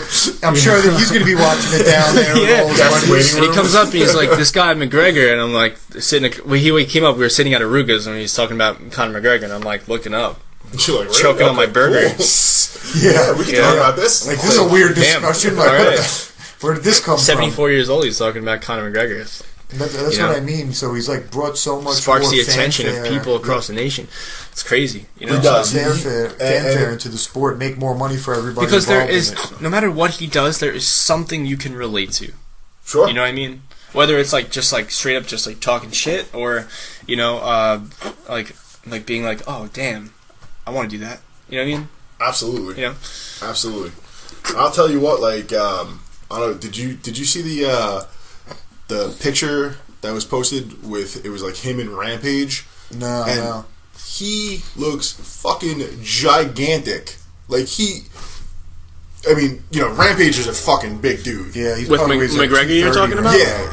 And typically you see someone McGregor size and you see someone Rampage size, you're like, oh, it's like a dad and a kid. Like that's the disparity. Like he was. I mean, obviously he's not as big, but he's got to be, I'm going to say probably 180, 185 or something like that right now, and just fucking muscle. Wow. So, I mean, if he catches Mayweather, I don't think Mayweather's ever been hit that hard before. Paulie Malignaggi, right? Well, yeah, that whole thing, there's back and forths about it, and they did wind up releasing some of it, and even still some of the haters are like, no, he still pushed him. Like, he didn't push him, he caught him. Malignaggi said, he's like, the first couple of punches, I felt the weight of the weight that he was swinging with. And in the clinch, too, because I'm not sure no boxers have ever they're not in that type of a strength clinch that you will get when you're fighting someone that does MMA and grappling. Like, it's a completely different thing. Like, boxers, you clinch, it's like, all right, separate. Those guys are fucking clinching because they want to throw elbows and knees. And I do believe in even just, like, living this way, like, living, like, unorthodox. You know what I mean? And his fighting style is, like, everyone you've heard, like, after the fight, when they got beat, they're like, oh, like, his timing is very weird. His fighting style is unorthodox. You can't predict him. You can't predict what he's Which is do. A great way I think that's why, it'll be... that'll throw some spice in the mix. I think that's what gives him the most chance is by being so unorthodox, being hands down the biggest guy that Mayweather has ever fought. Yeah, easily. And that left hand is fucking deadly and it's accurate, and now you're fighting with smaller gloves on, so a lot of the argument was. Or that UFC is 4-ounce gloves. 4-ounce gloves. They're real tiny. Okay. If they fought with 4-ounce gloves, it's only double the size of that, though. It's like McGregor would fucking beat the shit out of him with 4-ounce gloves. And if it was a real fight, and that's the other thing that I think is hilarious, and that he got into Mayweather's head, because he fucking straight up said to him in the beginning, he's like, don't get this twisted. He's like, if this was a real fight, I'd fucking murder you. Exactly. And he would. He would fucking leg kick him one time, and Mayweather I do want to see the rematch, no matter what the outcome. What the fuck is going on here? Yeah, in the octagon, I do want to see the rematch. That would be. He would never get in the. He would never. That's Now, if if I feel like if this took a turn and he were to fight Pacquiao, in my mind, Mayweather or McGregor? McGregor. Oh man, Pacquiao isn't. That guy's I don't know. Pacquiao's been knocked out though. Yeah. Like knocked out cold.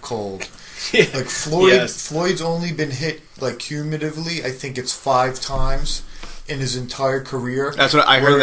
It's looked like it's like disrupted. I was just saying, he's Maidana has to be like rocked like 2 or 3 times. Yeah, but I think it's total of 5 that he's been like hit and like you see him like have to like get it together. Two or 3 of them were bad though. Like where you're like, he might be going down right now. Like the ref checked it. Mosley, I remember seeing that. Yeah, Mosley, and I can't remember the other one, but I don't know. I just don't see. Was it Maidana? It might have been Maidana. I think so. Yeah, he hit him with like an overhand right. Just stunned him. Yeah. I just don't see Conor being able to land. I mean, sparring and moving around with small gloves, it's like trying to. The difference between wearing boxing gloves, even 8-ounce boxing gloves, and MMA gloves, it would be like trying to thread a needle with a normal piece of thread, or trying to thread a needle with like a piece of wire. Like you can poke so much more easily with the MMA gloves. You can get around people's guard. You can blast through their guard. I will say, I think this is, kind of a detriment to Mayweather in the 8-ounce gloves. Like, they are smaller, so he's used to fighting with them, though. I mean, really? I thought he was always 10 or 12. No, he would never use 12. He's way too. They only use 10 and 8. He's fought most of his fights with 8-ounce gloves. Oh, okay, all right. Yeah. Wait, who? Mayweather. Yeah. Oh, wow. Mayweather's entire. Wow. Mayweather's the heavyweights. I think are the only ones that wear 10s. I thought they were 12 or 14s. No. Really? No. That's tough though. Either way, 8 ounces for 12 rounds. Yeah, no, it's definitely. If it goes 12 rounds, like that's a heavy weight to carry. In my experience with like fighting and watching Floyd's fights, I'll be surprised if McGregor can even hit him. You think so? I'm not going to say he's like going to go the whole fight without getting hit, but I think that the fight's going to start off really slow, like extremely slow, and I think the feel-out factor is going to be. I think that Floyd's just going to say like I'm gonna make this so that you can't hit me the first round, and he might decide to hit Conor maybe once or twice just so that he wins the first round, and then just be like, listen, you can't even hit me. What was the prediction? The prediction was he's going to knock him out in the first round.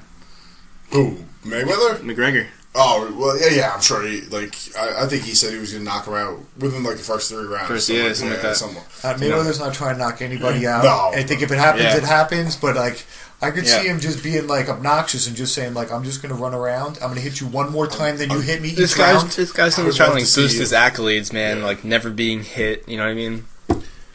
It's just him to like tack on more statistics to the record books at this point.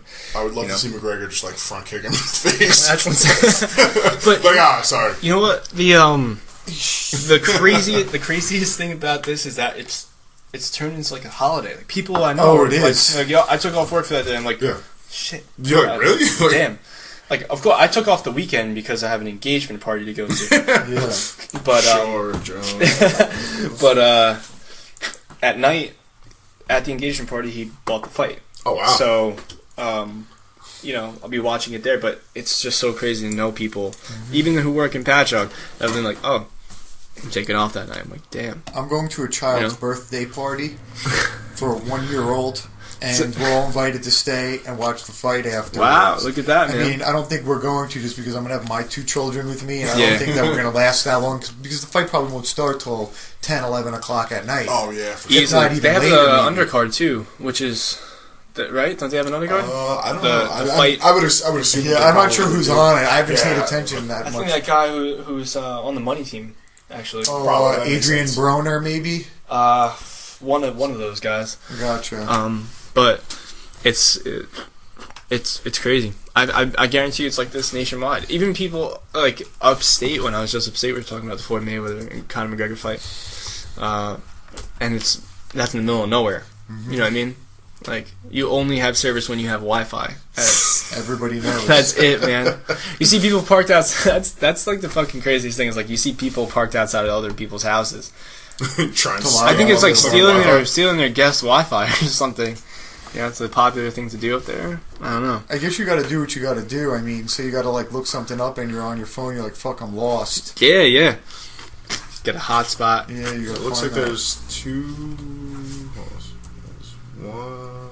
Sean Porter is fighting. Yeah, it said. All I know is that the kid's pretty exciting. Cleverly versus Jack. Davis versus Fonseca.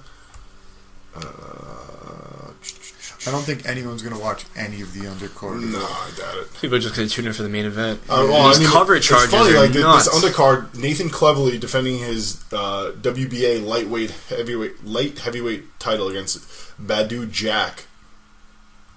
So there's a title fight. There's a title fight on the undercard. Wow. Okay. Of the McGregor fight. Jeez.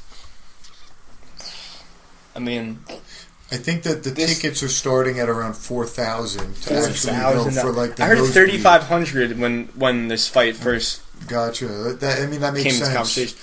You know, there's 2 title fights. There's also the IBF super featherweight belt, which is who is on that one? Davis. Oh, that's the Davis against Fonseca. Jeez. So actually, 2 undefeated fighters. There's this guy. Davis is 18-0, and then Fonseca is 19-0-1. I think Davis actually fought at the Barclays. Maybe one of the last times I was there, if I'm not mistaken. So this isn't just like a... No, it apparently looks like it's not just a bullshit moneymaker for the 2 of them. Like there's some legit fights on here. Wow. I wonder what the guys on the undercard are getting paid, if any of them are even making. They have to get a cut of something. I'm sure they're probably getting decent. I mean, if they're not getting title fights, they're not getting pay-per-view points. I guarantee it. Oh no, definitely not. I'm sure UFC and Mayweather have fucking eaten up all those pay-per-view points. They're getting paid a figure, and that's it. And Mayweather is the A side, right? Wow, he is the A side in this bout. Actually, it says Davis, Mayweather's 22-year-old prodigy, has knocked out all but one of his opponents in his professional ranks. That's the kid that's fucking impressive. Yeah. So he's got 18 wins, 17 of them in knockouts. All right. Kid's a heavy hitter, man. Yeah, for sure. We have one of our friends, yeah. our friend Nick, and his father actually own CompuBox, which is the company that puts the statistics up in between rounds. Wow. For like how many punches landed, how many like power shots and headshots. Okay. So they'll be there for this fight. Okay. And because they go to all the big ones Jeez. themselves, they usually have like operators that they hire that work for them. But like this is the type of thing that you don't really pass up. No, this is a once in a lifetime thing. Yeah. Yeah, so it looks like there's 7 fights. So it's a full card. It's a full, yeah. Yeah. So two titles. You figure the main event probably won't start until 12, 12:30? I would say probably midnight. Yeah, that's what's Easily. so rough about all of these events. The last one, which was what? The last UFC fight. The John Jones. John Jones and Cormier fight. That didn't start until 12:15 easily. 12:15, yep. I was at Aruga's and it steals your soul to be out that late sometimes. Yeah. You're like, and I'm like, okay, 10:30. I'm just gonna, because the card was for like 10 o'clock, and I was like, oh, okay. And 2 hours later, yep. Jeez. I almost feel like it. I don't know. I guess it's just us on the East Coast because everywhere else they're an hour, 2 hours, or 3 hours earlier. Yeah. I feel like we're always like forced to stay up so late. Correct. For stuff. I'm Correct. Like, oh, this is so It terrible. really is. I'm like half asleep sometimes. I think one of the big boxing matches that I'd ordered maybe like 2 or 3 years ago was like 1:15, and like everybody was at my house passed out on the couches. It was like me and like one other dude out of like 10 people. Everyone, girls have been unconscious for like 3 hours. They didn't even see any of it. And it's like, I can't believe this fight's still going on. Yeah. And it was a bad fight too. I can't remember who it was. UFC it was fight? bad. No, it was boxing. Okay. But it had to have been like Pacquiao versus somebody or something like that. Went to decision. It was like sort of one-sided, almost like thinking he's going to knock him out at some point. So you just like, watch one more round. Hoping for that one punch. Oh, $75 for the pay-per-view. Watch one more round. And then nothing like justify happens. it. Yeah, at the end you're like, oh, put your head down. You're like, oh man. I can't believe I just fucking watched this. The people at your house, they just get up and walk out without saying anything. Like it was like that kind of night. But hopefully this one won't turn into something like that. I hope not. It seems like the other fights on the card are decent. So Yeah. even if They had to make them exciting before. They had to make the card exciting. I feel like, if you're gonna charge $100, like you can't just be Mayweather and McGregor. Because one of his last fights, I think that he had a poor turnout. As Mayweather had a poor turnout. Yeah. His last fight was. So I think that they want to hype it up before, and that's why I guess they put the title fights on.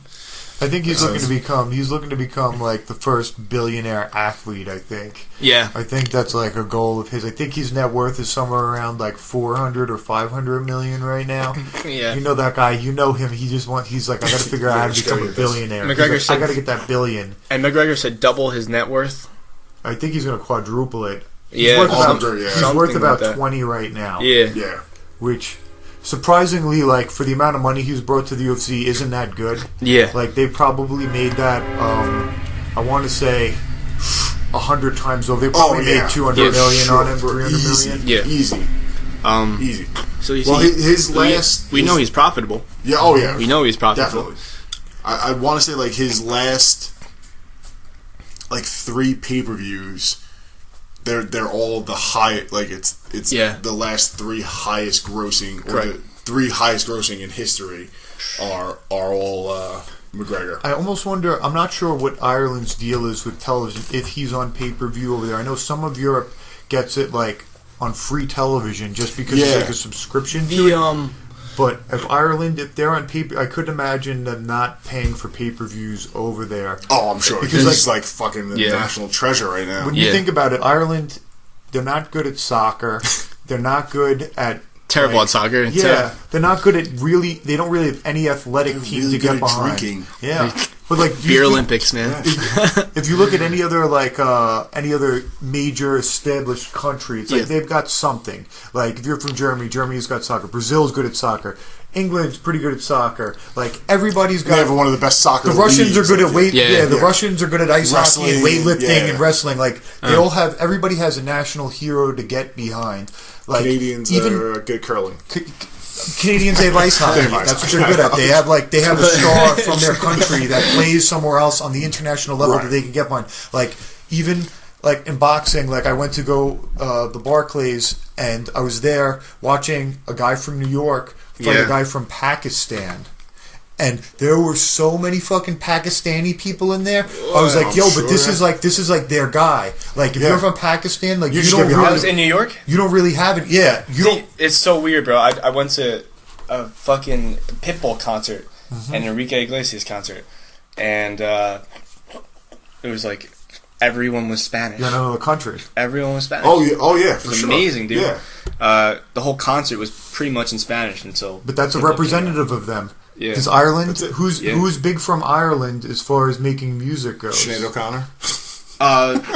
I couldn't name you some. I couldn't name you. That's what I mean. They had like nobody to really rally behind. So this is like the first person from sports, music, realistically like any form of entertainment. Dropkick Murphys, they're Irish. They're Irish. They're big, but they're like lower tier big. Like are they from big. Ireland, or are they just like Boston Irish? No, they're. I'm pretty sure. That's what I mean. Like, no, I mean. We're Irish. Italians. We're Italians. Oh, what part of Italy are you from? They're like, oh, we're from North Jersey. We're Brooklyn, from Queens, Yeah. Bronx. Ricky Hatton was Ireland, right? Yeah, you know what? Ricky Hatton, but Mayweather beat him. Yep. Yeah. So. And he's sort of retired now. I feel like he was never right after he got his face broke by a Margarito or whatever it was. Yeah. Conor McGregor's a new it's guy. not like he really McGregor's definitely that guy that. Like, think about it. If you have a whole country behind you. You have a whole country, and every single household in the country is going to be either at a bar watching your pay-per-view or at home ordering your pay-per-view. I couldn't imagine. You were nationally televised. Yep. And this is like the pinnacle of your career. You know? Yeah. A lot of people are speculating that he'll never fight again. He might be done, but I don't know. I think he likes the attention. I think he does too. Too much to never fight again. And plus, like, I think he'll go back to the UFC and he'll fight because I want to see a Nate Diaz. I personally think that Nate Diaz won that last fight. Had to be, man. I don't. Aside from the knockdowns, I mean, I want to see a round 3 though. They're going to do it when it makes sense. They'll probably have him fight Floyd. Say he loses to Floyd, doesn't make any difference or hurt his value at all because Floyd's the best boxer ever. Well, and I think if he loses to Floyd, he's going to go back to the UFC and they'll start thinking about like who he should fight. Well, they'll probably give him a warm-up fight. They were just talking about so Ferguson Kevin Lee was just announced for the interim title. Yeah, because Khabib is like can't make weight and is all fucked up. After that last one where he was absent. Yeah. That was it. Yeah, I think they're kind of done with him. But so that's going to be for the interim title, and Dana White was just saying that's the fight that's going to be who will have to come back. Yeah, Conor will have to come back. Which, good luck fighting either one of those fucking guys. Like, I mean, Kevin Lee is good, and fucking Ferguson is ridiculous. I'm pretty sure that Conor McGregor's at the point in his career where he could just like start pulling fights in the UFC and he can start calling his cards. Yeah, I think so. But you know what though? He's not.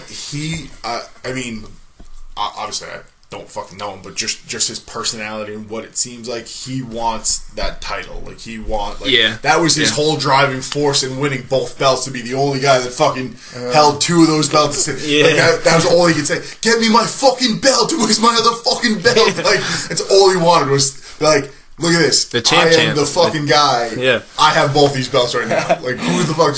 Like, he's not. I don't think he's going to be one of those guys that'll come back to the UFC and just look for the money fights. Like, he still wants that recognition. Yeah. He wants to be that champion. I think he comes back. I think he fights for the belt at 55. I think GSP comes back. And then I think we see them both fight each other at 170 at some point. GSP just got signed. What, isn't he fighting? He's fighting Bisping in October in Madison Square Garden, or November in Madison Square Garden. That's going to be huge, too. I'm going to go to that. That'll be cool. Dillashaw and Garbrandt's on that card, too. Oh, yeah. Cody Garbrandt. Yeah. That should be a fun. That kid's a talent, man. Yeah. That should be a real good fight, though. That'll be real interesting because there's a lot of bad blood, and both of them are scrappers. They're fucking gamers. Man. There's not going to be, that kid threw hands his last fight, man. Oh yeah, against fucking Dominic Cruz. Yeah, Dominic Cruz. I didn't know which one you were talking about. Yeah, no, against Dominic Cruz, and I think it'll be a lot less of that because he out cruised Cruz in his own game. Dillashaw is very similar though. Like all three of them fight very similarly. Correct. Dillashaw punches a lot more. That's like when Dillashaw last fought Cruz, you could see that coming out in him. Like he was getting real angry because he was like, "Yo, I want to fucking fight you, dude. All you're doing is dancing around," and like, and that's kind of what lost him the fight because he started to chase him a little bit. Even though he was still such a close fight. It was very close. Like that, if it would have went the other way, I wouldn't have been like. I would have been like, oh yeah, okay, it was real close. Could have went either way. Yeah, I think Dillashaw probably won that more as a close fight because he did more damage overall in the fight. But I mean, Cruz technically won, three of the 5 rounds. So even though he didn't really do anything, in those 3 rounds. Just because that's his fighting style. Like he's Floyd Mayweather. Like he's like, all right, I'm not going to let you hit me. Absolutely, like your hit percentage is going to be 2. Like you landed 1 shot, you threw 100, and that's it. Exactly. So final predictions. Who are you taking? Oh, on who? Mayweather McGregor. Oh, I'm gonna bet money on Floyd. I don't really bet a lot, so I'm gonna bet money on Floyd when the odds get a little bit closer at the money on Floyd. End of the week. Yeah, money on Floyd. I honestly think that McGregor's gonna do it. I really do. I have to go with the undercard, man. The underdog, and then I think that would be more exciting. I think that's who I want to win. Yeah. Just because it just turns everything like upside down. It makes the whole sport more exciting. Yeah, it makes MMA more exciting. It makes boxing more exciting. I think it makes everything. It'll make the rematch. Absolutely. Really exciting. If I was Floyd, I'd throw the fight. If I was Floyd, I'd bet $100 million on myself, and I would throw the fight because that $100 million would win you like $750 million, and now you're a billionaire. And then you have the rematch, which you'll probably make another $300-400 million off of the rematch. In the rematch, you know what? You smoke them in the rematch. Try. Call him right now and be like, Floyd, I got a proposal. Although I think the problem with that is Floyd is big on his legacy. He's got a legacy. Yeah, like he loves the money, but at the same time, he loves being that undefeated fighter. He might like money more, though. I don't know. I don't think he can swallow the pride. I think this guy still has uncashed checks. Probably. So, I mean, how much money is too much money? I have a friend that ran into him in a bank in Las Vegas, one of my friends that lives out there full time, and he said he had a duffel bag filled with cash. And my friend that I'm talking about actually like works in the industry, and works in the boxing industry. So he like knows him. So he went up to me. He's like, "Oh, what's up, Floyd? What are you doing?" He's like, "I'm making a deposit." And my friend's like, "Yeah, I had a check." I was like, "Yeah, me too." He said Floyd had like a duffel bag filled with cash, and he had like a whole bunch of his like bodyguards with him. Oh my god! And you're saying that Floyd, I guess, has cash that he just keeps there in bags so that he can take it out when they do shoots. So, like, it's not like he like shows up at the bank. So it's like a prop. Yeah, it's like it's like a prop. Like, oh, we're gonna go do some. We're gonna do some shooting today. But it's really $100,000 in the prop. Yeah, exactly. I need to have a bunch of blocks of cash on hand. So the bank's not like the bank doesn't like put that back in their drawer and give that to you, and you take some cash out or put it in the ATM. They're like, oh, that's Floyd's money. He might be back in a week. He might be back in a week or two because it depends on. Oh, they're promoting some shit again. Oh, get Floyd's duffel bags out. Like that's what happens. Like, literally a $2 million prop. That's wild, man. Yeah, so I don't know. I have to say McGregor. I'd like to see that happen. I love the excitement. I'd like to see that happen too. I'd like to see that happen too. But for paper's sake, statistically, this guy might have a field day. Yeah. You know, so it could go either way, man. But that's I mean, we're coming up on 2 hours already. Coming up on 2 hours. 2 hours already. So I'd say that's a good spot to end it. And Joe, do you have anything? Did you like to promote? Coffee, Instagram? Come to roast. Follow me at Joseph _Silva. Or just find me on Facebook, but I probably won't accept it because I'm never on Facebook. So counterproductive on that marketing tactic. But yeah, I just hope D-Rock's mom's good. Hope that everything's good and solid. Holding it down.